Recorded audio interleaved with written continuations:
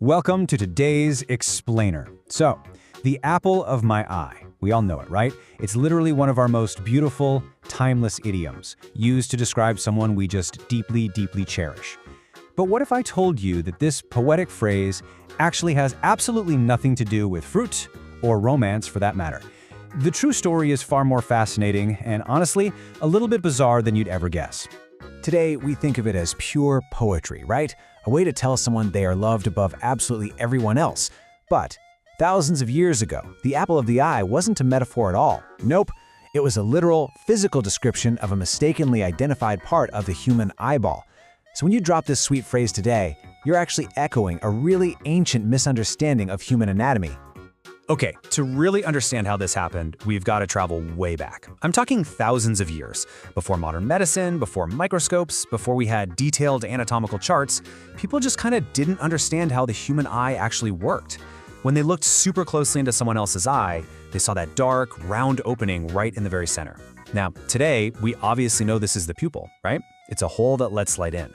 But ancient folks, they looked at that dark circle and literally thought it was a solid, physical, round object just sitting inside the eye. And because it looked solid and round, well, they just named it after the most common round fruit they saw every day. They quite literally called the pupil the apple of the eye.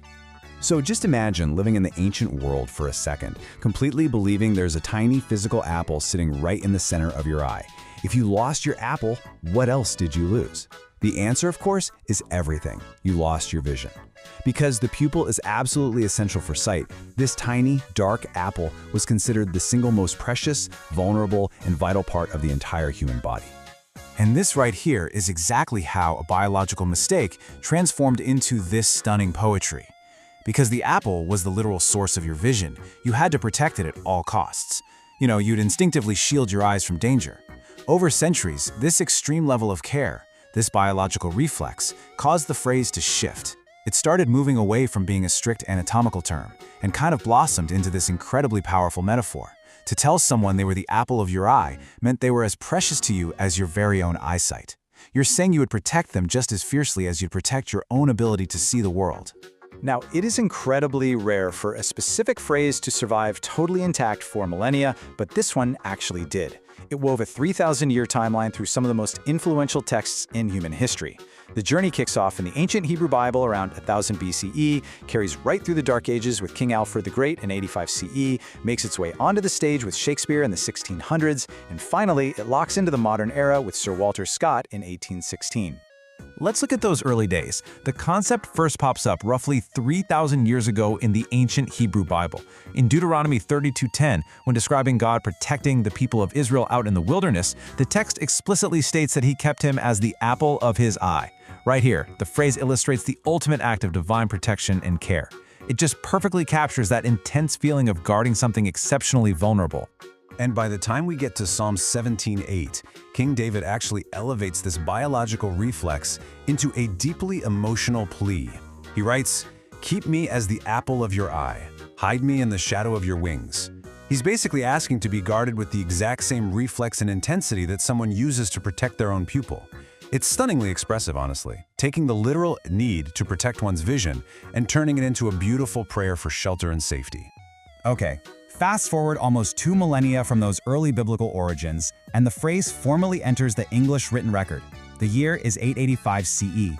King Alfred the Great, the King of Wessex, was working on a philosophical translation, and when he needed a way to translate this ancient concept for his English-speaking subjects, he used a literal phrase. It's kind of mind-blowing to think that over 1,000 years ago, an English king was carefully writing down the exact same words we still casually toss around today.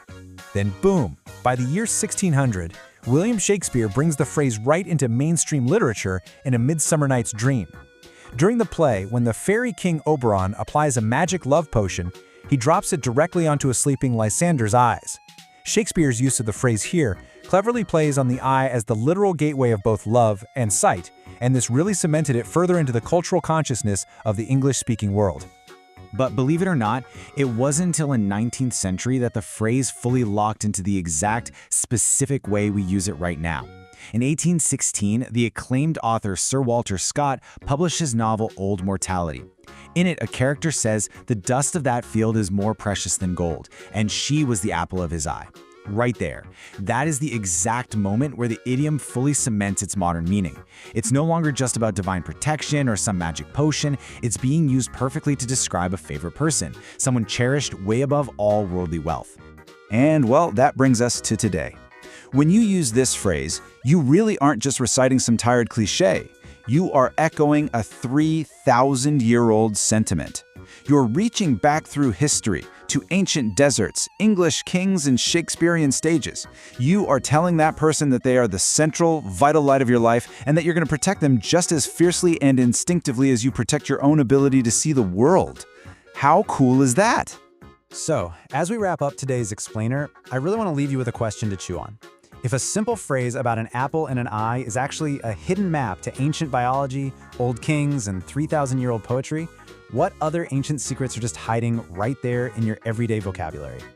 Our language is essentially a living museum, and every single time you speak, you're opening a door to the past.